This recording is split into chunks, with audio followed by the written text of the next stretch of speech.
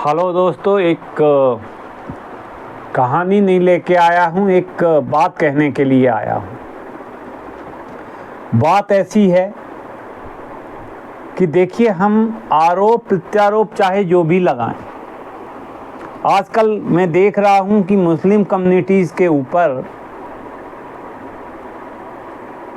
बेतरतीब प्रहार किए जा रहे हैं कि साहब लफ्ज़ जिहाद है, ये जिहाद है, वो जिहाद है। मैं ये नहीं कहता हूँ कि 100% वो सही हैं, वो भी गलत हैं। 90% कम्युनिटी गलत है और 10% कम्युनिटी उनका अपोज नहीं करती है, इसलिए वो 100% कम्युनिटी गलत हो सकती है। लेकिन आपने क्या क्या छोड़ा है, आपने कभी उसको सोचा? उसमें तो कोई मुसलमानों ने ज़बरदस्ती नहीं की होगी, उस कम्युनिटी ने तो ज़बरदस्ती नहीं की होगी। आप क्या कर रहे हो? आपकी विवाहित महिलाएं माथे के पल्लू तो छोड़िए, साड़ी तक पहनना छोड़ दिया है, दुपट्टा भी गायब हो गया है। किसने रोका है उन्हें? हमने तो अधोपतन नहीं किया, ये कम्युनिटी कह रही है। मैं कम्युनिटी की बात आप तक पहुंचा रहा हूं कि कम्युनिटी आपसे कहना क्या चाहती है। हम मुसलमान तो इसके जिम्मेदार नहीं हैं। दूसरा, वो कहती है तिलक बिंदी आपकी पहचान हुआ करती थी ना। तुम लोग कोरा मस्तक और सूने कपाल को तो अशुभ अमंगल और शोकाकुल होने का चिन्ह मानते थे। आपने घर से निकलने से पहले तिलक लगाना छोड़ दिया। आपकी महिलाएं ने भी आधुनिकता और फैशन के चक्कर में फॉरवर्ड दिखने की होड़ में माथे पर बिंदी लगाना छोड़ दिया, कुमकुम लगाना छोड़ दिया। यहाँ मुसलमान कहाँ दोषी है? ये मुस्लिम कम्युनिटी पूछ रही है, इसलिए मैं बार बार मुसलमान शब्द का यूज़ कर रहा हूँ, मुझे अच्छा नहीं लग रहा है। मुस्लिम कम्युनिटी पूछ रही है। मैं कम्युनिटी ही बोलूँगा, मुसलमान नहीं बोलूँगा, मैं कम्युनिटी बोलूँगा, मुस्लिम कम्युनिटी। सॉरी, मैं अपने आप को सुधारता हूँ भाई। मेरे मित्र, मेरे परिवार के सदस्य, आप लोग बुरा मत मानिएगा अगर उस कम्युनिटी से बिलोंग करते हो। मैं ये सिर्फ समझाने की कोशिश कर रहा हूँ, इसलिए मैंने 2 शब्द ऐसे बोल दिए। लेकिन कम्युनिटी की मैं बात करता हूँ। कम्युनिटी देखिए उसके लिए जिम्मेदार नहीं है जो चीज़ें मैं बोलता जा रहा हूँ।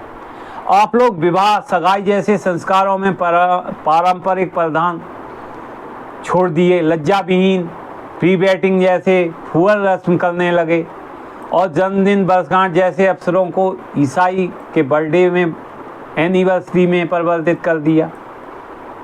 तो क्या यह हमारी बुद्धि है, हमारी त्रुटि है? हमारा बच्चा जब चलना सीखता है तो बाप की उंगलियां पकड़कर इबादत नवाज के लिए मस्जिद जाता है और जीवन भर इबादत नवाज को अपना फर्ज समझता है। आप लोगों ने तो स्वयं ही मंदिरों में जाना छोड़ दिया। जाते भी हैं तो केवल 5-10 मिनट के लिए, जब भगवान से कुछ मांगना होता है तब, अथवा किसी संकट से छुटकारा पाना होता है तब। यदि अब आपके बच्चे यह सब नहीं जानते हैं, मंदिर नहीं जाते हैं, तो आप अपने आप से पूछिए कि आपके बच्चे मंदिर क्यों नहीं जाना चाह रहे हैं। वहाँ जाकर उनको क्या करना है ये भी बच्चे नहीं जानते हैं, और ईश्वर की उपासना उनका कर्तव्य है ये भी बच्चे आपके नहीं जानते हैं। तो इसके लिए दोषी हम हैं क्या?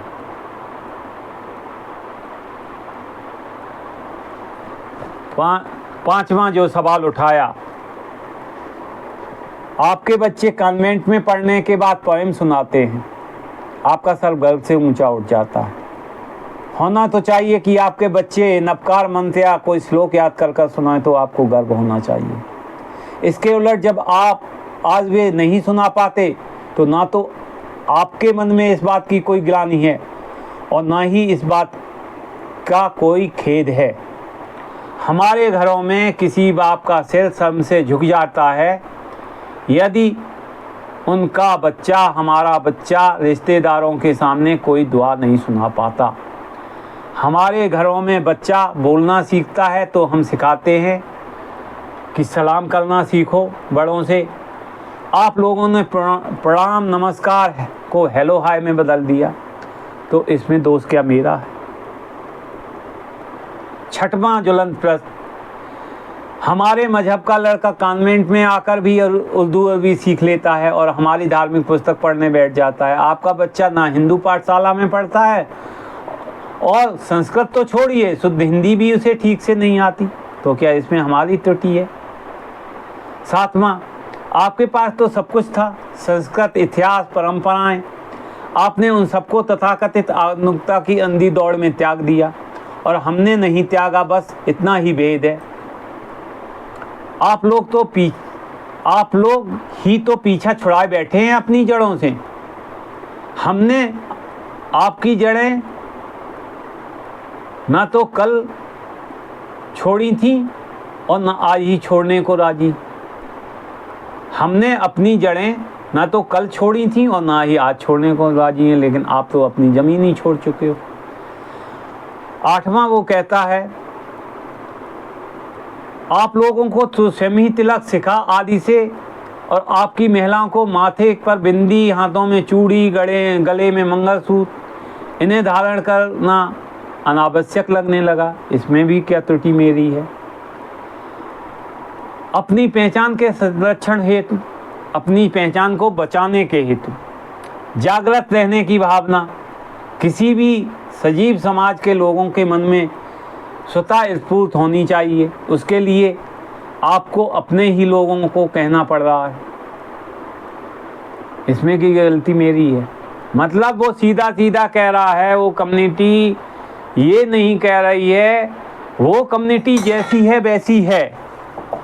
कुछ अच्छे लोग भी हैं, कुछ बुरे लोग भी हैं, लेकिन बुरे लोग जब काम करते हैं, मेरे खिलाफ कुछ बुरा करते हैं और वो अच्छा आदमी उस कम्युनिटी का बोलता नहीं है, तो मुझे थोड़ी सी चिंता लगती है। लेकिन रिश्ते अभी भी बहुत मधुर हैं। हमारे बहुत से बंधु हैं, मुस्लिम बंधु, जिनके घर में मेरा आना जाना है। ये बात दूसरी है कि मैं उनके यहाँ कोई खाना नहीं खाता हूँ, पानी नहीं पीता हूँ। ये मेरी अपनी परंपरा है, अपनी प्रॉब्लम भी कह सकते हो, इसे हो सकती है। लेकिन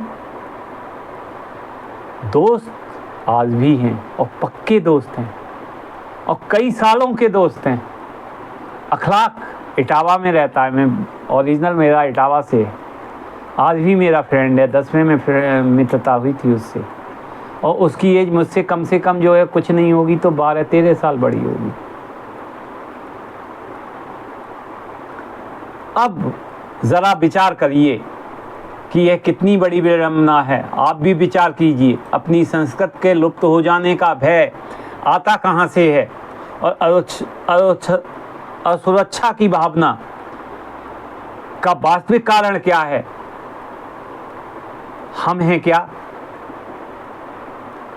आपकी समस्या यह है कि आप अपने समाज को तो जगा हुआ देखना चाहते हैं, किंतु ऐसा चाहते हैं कि आप स्वयं आगे बढ़कर उदाहरण प्रस्तुत करने का कोई आचरण न करें। जैसे बन गए हैं वैसे ही बने रहते हैं।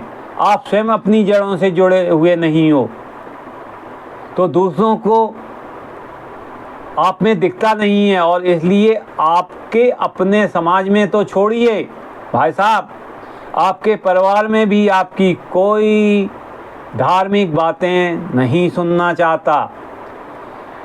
ऐसा ही आपके जैसा डबल स्टैंडर्ड वाला हाइपोक्रिटिकल व्यवहार, शाब्दिक पाखंड करते हैं, इसलिए आपके समाज में कोई भी किसी की नहीं सुनता। क्या यह हमारी त्रुटि है? अंतिम और लास्ट जो वो प्रश्न करता है, आहा हा, मजा आ गया सुन के। आपने अपनी दिनचर्या बदली। एक समय था जब आपकी वेशभूषा से कोई भी बता सकता था कि ये मारवाड़ी है, ये वैश्य परिवार से है, ये ब्राह्मण परिवार से है, ये पंडित है। आप लोगों ने अपनी वेशभूषा छोड़ी, आपने अपना खान पान बदला। लहसुन प्याज खाना आपके लिए आम बात हो गई। शराब और मांसाहार भी आदत में शुमार हो गया। कृपया इसके बारे में गहन चिंतन करिएगा। ये गलती भी हमारी नहीं है, मतलब उस कम्युनिटी की नहीं है। तो ये बाहरी चीज़ें बताई हैं, प्रश्न किया है उस कम्युनिटी ने, और करना उसका जायज़ भी है, बनता है। भाईचारा ऐसे ही बढ़ेगा भाई हमारे देश में। उन्हें भी रहना है, हमें भी रहना है, ये बात तो सोच लीजिए आप। देश से न वो जाने वाले हैं न मैं जाने वाला। आदतें आपको बदलनी होंगी। आपको अपनी सांस्कृतिक धरोहरों की, सांस्कृतिक वस्तुओं की और वेदों में जाना पड़ेगा, वेदों की ओर लौटना पड़ेगा, तभी आप बच सकते हो। वरना आप ऐसे ही चिल्लाते रहो, हिंदुत्व सनातन ऐसी बात करते रहो, वीडियोस देखते रहो। बहुत से वीडियो आते हैं, नफरत भरे वीडियो बहुत से मैं देख रहा हूँ। ऐसे ही सब कुछ देखते रहिएगा, ना आपका भला होगा और आप एक दिन खुद ही अपने आप ही में नष्ट हो जाओगे। ये मेरा दावा। बहुत बहुत धन्यवाद। इसलिए जागृत होइए। जागृत कौम जिंदा रहती है, जागृत कौम नहीं होती है वो जिंदा नहीं रहती है। आप मरने की कगार पे इसलिए हो क्योंकि आप जागृत नहीं हो, नहीं हो, नहीं हो। माफ़ करिएगा, मैं बहुत हार्श वर्ड में बोल रहा हूँ, इसलिए आपको जागृत होने की ज़रूरत है। दूसरे कम्युनिटी को सुधारने की ज़रूरत नहीं है। दूसरी कम्युनिटी अपने आप सुधर जाएगी जब आप जागृत हो जाओ। बहुत बहुत धन्यवाद, शुक्रिया।